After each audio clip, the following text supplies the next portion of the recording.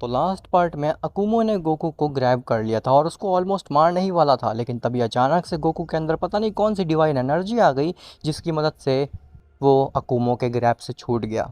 अब उसके आगे, लेकिन उससे पहले तुम वीडियो को लाइक करो, और अगर तुम्हें ऐसी ही स्टोरीज़ और मूवीज़ देखना पसंद है तो चैनल को भी सब्सक्राइब कर देना ताकि आगे आने वाले वीडियोस तुम्हें सबसे पहले मिल सके।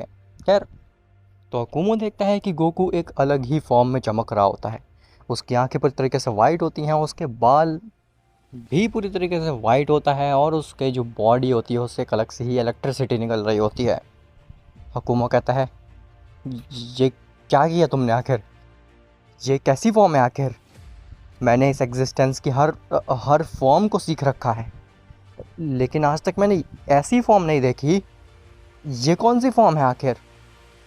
गोकू कहता है, ये कोई फॉर्म नहीं है हकुमो, ये मेरा असली रूप है। मैं हूँ कैकरॉट। अकुमो कहता है, मजाक मत करो मेरे साथ में, मुझे सच सच बताओ आखिर ये कौन सी फॉर्म है? मुझे जानना है इस फॉर्म के बारे में। तुमने कैसे आखिर इस फॉर्म में रह करके मेरे ग्रैब से बच गए? आज तक कोई भी बीइंग ऐसा नहीं कर पाया है, तुम्हें पता है इस बारे में? तुम इकलौते ऐसे बीइंग हो जो कि मेरे ग्रैब से छूट पाया है, वो भी इतनी आसानी से। क्या फॉर्म है ये? मुझे जानना है इसके बारे में। गोकू कहता है, बोला ना, ये कोई फॉर्म नहीं है, ये मैं हूँ, असली गोकू। अकुमो कहता है, अपनी बकवास बंद करो। अगर तुम मुझे शांति से इस फॉर्म के बारे में नहीं बताओगे तो फिर मैं तुम्हें इतना तड़पा दूंगा कि तुम्हें बताना ही पड़ेगा मजबूर होकर के इस फॉर्म के बारे में। गोकू कहता है, ट्राई कर लो। तभी अकुमो पूरी स्पीड से जाता है अपनी अल्ट्रा इंस्टिंक्ट का इस्तेमाल करके गोकू के पास और उसके ऊपर वार करने लगता है। और गोकू उन अटैक्स को डॉज नहीं करता, वो सारे अटैक्स खाने लगता है। अकुमो एक एक करके बार बार गोकू के ऊपर पंच मारने लगते हैं। गोकू दर्द से चीखने लगता है अकुमो के पंचेस खाने के बाद में, लेकिन जैसे जैसे गोकू चीख रहा होता है उसके आसपास के ऑरे की इलेक्ट्रिसिटी और भी ज़्यादा बढ़ने लगती है। इवन गोकू के बाल भी धीरे धीरे बड़े होने लगते हैं। अकुमो कहता है, बताओ मुझे इस फॉर्म के बारे में, वरना मैं तुम्हें यहीं ख़त्म कर डालूँगा। गोकू कहता है, मैंने बोला ना, ये मेरा असली रूप है, ये कोई फॉर्म नहीं है। तभी गोकू रेज करने लगता है और उसकी पूरी बॉडी वाइट हो जाती है। अकुमो की आंखों के सामने एकदम रोशनी छा जाती है। तभी गोकू अचानक से एक्सप्लोड कर जाता है, जिसकी वजह से अकुमो भी काफ़ी दूर जा कर के गिरता है। जैसे ही अकुमो अपने आप को संभालता है और खड़ा होकर के देखता है गोकू की तरफ, तो गोकू की पूरी बॉडी चमक रही होती है इस बार तो। उसकी ना ही केवल आँख, उसके ना ही केवल बाल, उसकी पूरी बॉडी ही एक अलग कलर से चमक रही होती है। अकुमो अपनी आँख भी नहीं मिला पा रहा होता है गोकू से, इतनी ज़्यादा रोशनी होती है। वो पूरा डायमेंशन जो कि डार्कनेस से भरा हुआ था, उस पूरे डायमेंशन में एक अजीब सी ही रोशनी आ जाती है, मानो कि उस डायमेंशन में एक स्टार आ गया हो।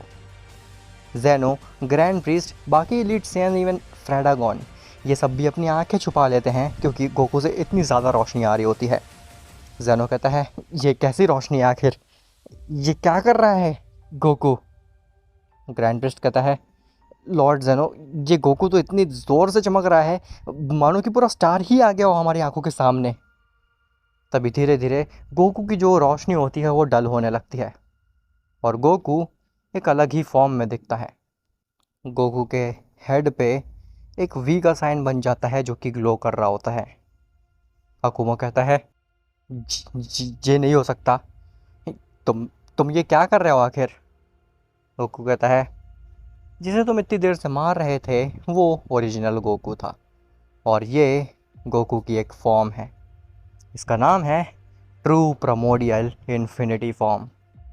ये फॉर्म प्राइमोर्डियल एनर्जी का अंत है, इसके आगे कुछ भी नहीं है। कोई भी प्राइमोर्डियल एनर्जी इसके आगे एग्जिस्ट नहीं करती है। अकुमो कहता है, प्राइमोर्डियल? ऐसा नहीं हो सकता।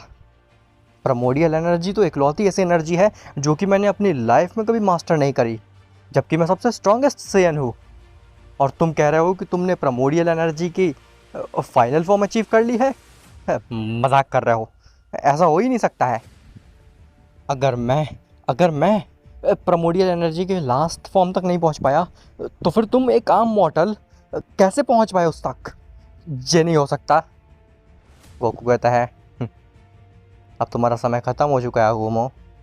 अब समय आ चुका है कि तुम अपनी किंग ऑफ ऑल सेयन की सीट को खाली कर दो मेरे लिए, क्योंकि अब मेरी बारी है किंग बनने की।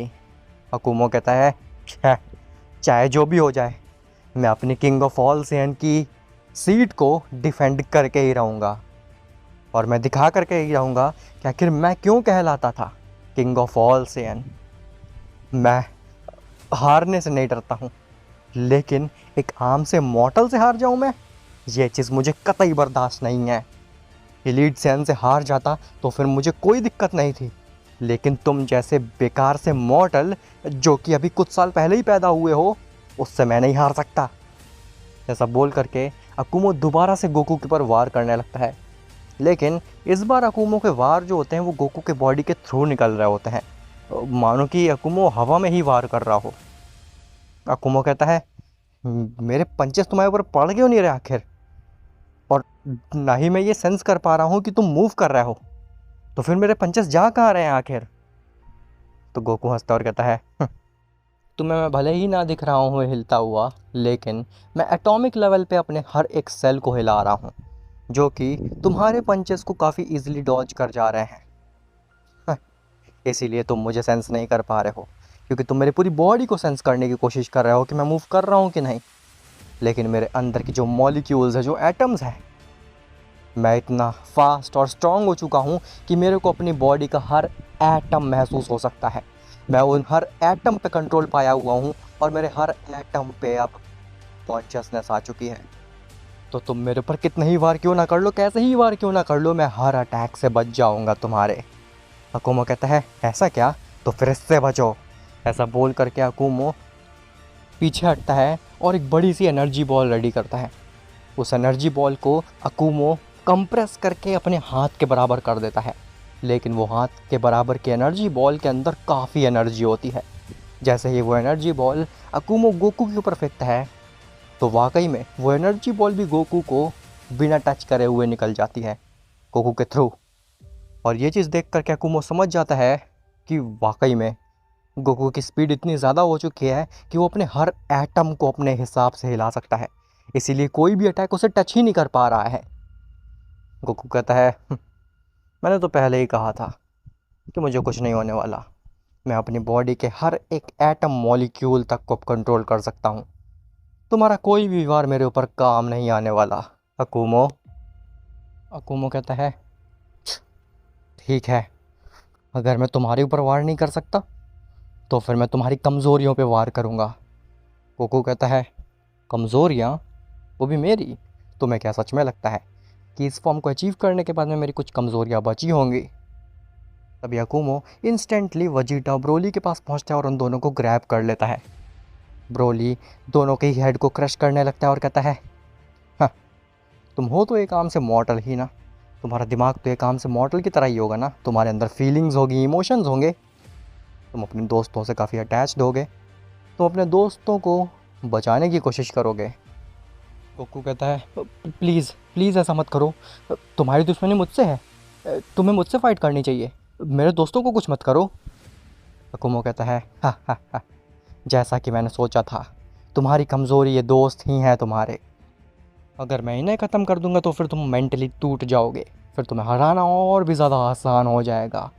तुम्हारे दोस्त तुम्हारी कमज़ोरी हैं सेयन। गोकू कहता है हाँ वो सब तो ठीक है, लेकिन तुम किन दोस्त की बात कर रहे हो? अकुमो कहता है मैं इन दोस्त अरे इन दोनों को मैंने ग्रैब करके रखा हुआ, तो ये कहाँ गए? तभी अकुमो देखता है कि वजीटा और ब्रोली तो गोकू के बगल में खड़े हुए हैं। अकुमो कहता है ये कब हुआ, मैं तो इनको ग्रैब करके रखे हुए था, जी यहाँ से वहाँ कैसे गए? गोकू कहता है हाँ, जब तुम मुझसे फालतू की बकवास करने में बिजी थे, उतनी देर में मैंने उन लोगों को अपने पास कर लिया। अकुमो कहता है लेकिन ये चीज़ नामुमकिन है, तुम मेरे सामने थे तो तुम मेरे पास कैसे आए, और अगर आए भी तो फिर तुमने इनको मेरे बिना पता लगे हुए मेरे ग्रैब से कैसे छुड़ा लिया? ना, अब मैं ये चीज़ नहीं मान सकता। गोकू कहता है मानना ना मानना तुम्हारे ऊपर है, मैंने अपना काम कर लिया, मैंने अपने दोस्तों को बचा लिया, और जो तुम अपनी चीप चाल चल रहे थे मेरे दोस्तों को हार्म करने की, वो भी नाकाम रही। अकुमो कहता है, अगर मैं मरूंगा तो फिर मैं सबको लेकर के मरूंगा। ऐसा बोल करके अकुमो एक बड़ी सी एनर्जी बॉल रेडी करता है और एलीट सेयन जेनो ग्रैंड प्रीस्ट के ऊपर फेंक देता है। लेकिन गोकू उनके सामने भी आ जाता है और उस बड़ी सी एनर्जी बॉल को नलीफाई कर देता है। अब तक अकुमो ये तो समझ गया था कि उसकी पावर्स गोकू के सामने काम नहीं आने वाली। ना ही वो गोकू को हार्म कर सकता है अपनी किसी भी पावर से, और ना ही वो वहाँ पे किसी भी बीइंग का इस्तेमाल कर सकता है गोकू को रोकने के लिए। तभी गोकू अचानक से अकुमो के सामने आ जाता है और वो अकुमो की आंखों में देखने लगता है। अकुमो जैसे ही गोकू की आंखों में देखता है वो मानो कि खो ही जाता है। अकुमो अपनी बॉडी का मूवमेंट करना एकदम बंद कर देता है, उसकी बॉडी हिल ही नहीं रही होती उसकी जगह से, और अकुमो की आंखें केवल गोकू की आंखों में देख रही होती हैं, मानो कि गोकू ने अपनी आंखों से ही अकुमो के पूरे माइंड को कंट्रोल कर लिया हो। तभी गोकू एक स्नैप करता है और उसके स्नैप करते ही मानो कि अकुमो का कोई बुरा सा सपना टूट गया हो। अकुमो पैनिक कर जाता है और वो कहता है, "ओह, ये मैं कहाँ पे हूँ और सब कुछ ठीक है?" ऐसा बोल करके अकुमो जैसे अपने अगल बगल देखता है तो उसे समझ में आता है कि अरे वो तो जिरेक्स से फाइट कर रहा था। तभी गोकू अपना एक हाथ ले जाता है और वो अकुमो के कंधे पे रख देता है। अकुमो कहता है, ये तुम क्या करने की कोशिश कर रहे हो?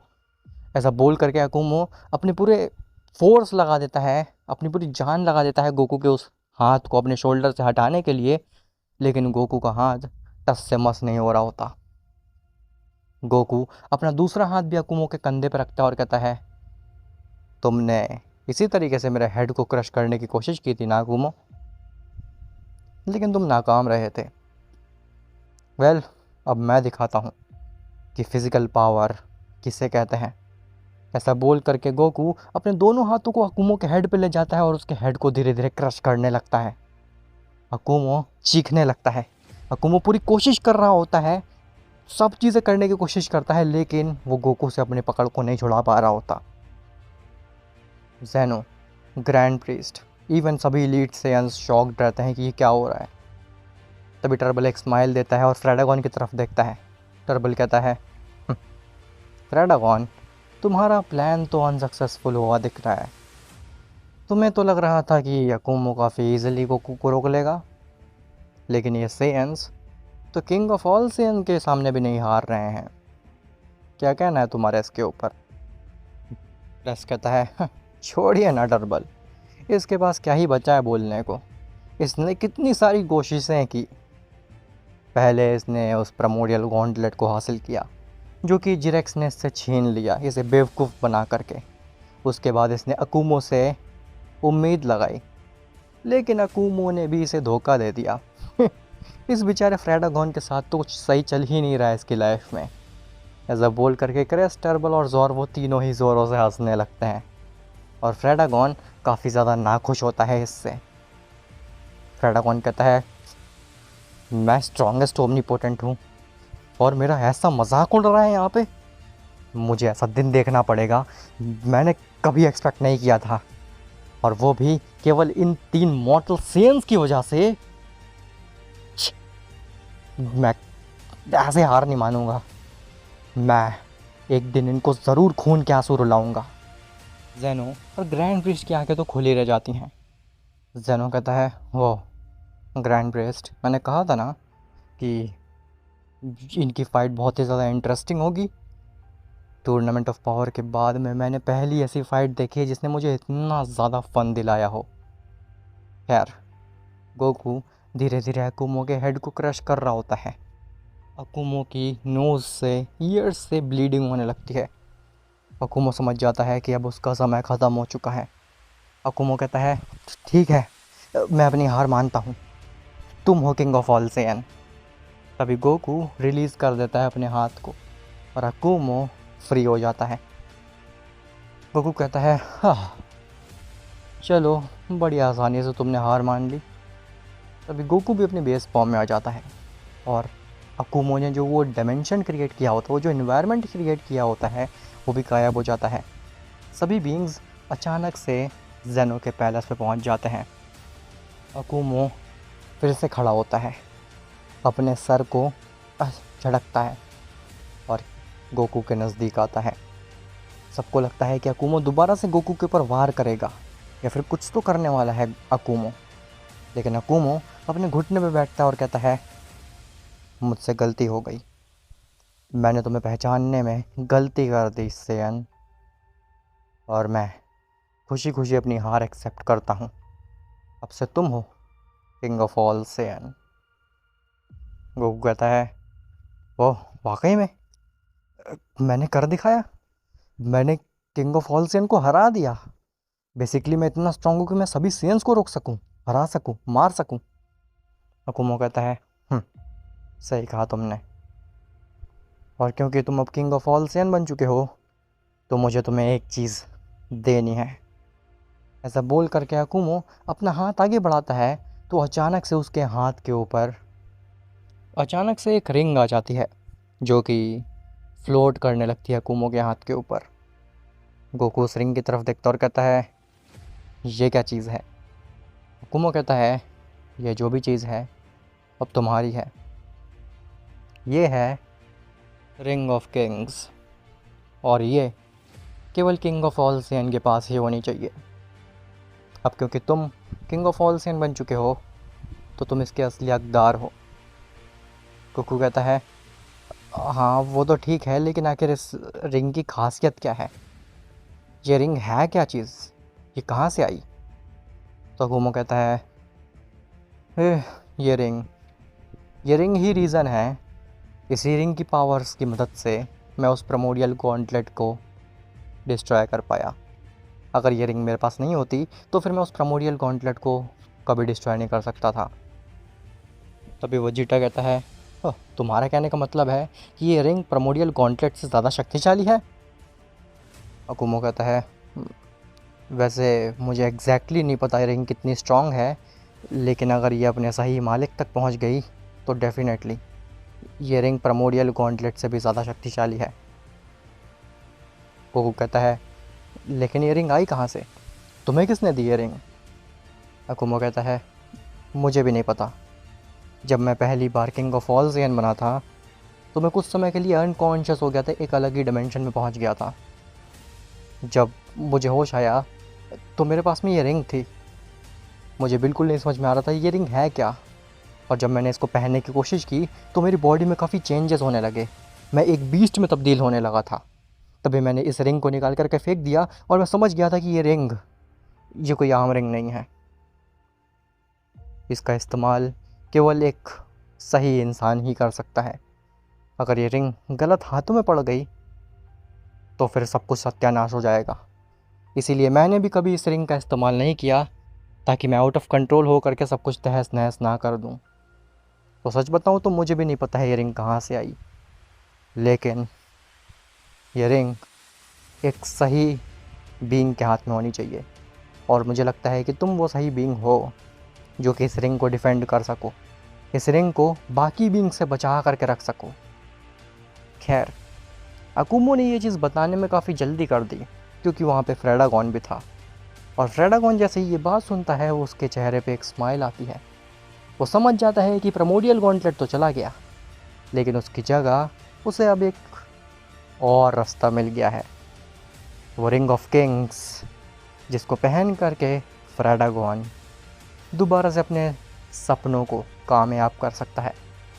फ्रेडागॉन हंसते हुए वहाँ से गायब हो जाता है, और सभी लोग इसी सोच में पड़ जाते हैं कि आखिर ये रिंग है क्या। खैर, अकुमो उस रिंग को गोकू को सौंपता है। गोकू उस रिंग को पहनने की कोशिश करता है, लेकिन अकुमो उसे रोक देता है। अकुमो कहता है, नहीं, इस रिंग को पहनना नहीं है तुम्हें, इस रिंग को प्रोटेक्ट करना है। तभी गोकू उस रिंग को एक चेन से कनेक्ट करता है और उसको अपने गले में बांध लेता है। गोकू कहता है, मैं इस रिंग को किसी भी कीमत में सुरक्षित रखूँगा। अब आखिर क्या गोकू उस रिंग को सुरक्षित रख पाएगा? और आखिर फ्रेडागॉन का क्या प्लान होने वाला है? ये रिंग आई कहाँ से? किसने बनाया इस रिंग को? और ये रिंग अकुमो के पास में ही क्यों थी? ये सब तुम्हें पता चलेगा नेक्स्ट पार्ट में। उम्मीद करता हूँ तुम्हें आज का पार्ट अच्छा लगा होगा। तो मिलते हैं तुमसे नेक्स्ट पार्ट में, तब तक के लिए बाय बाय।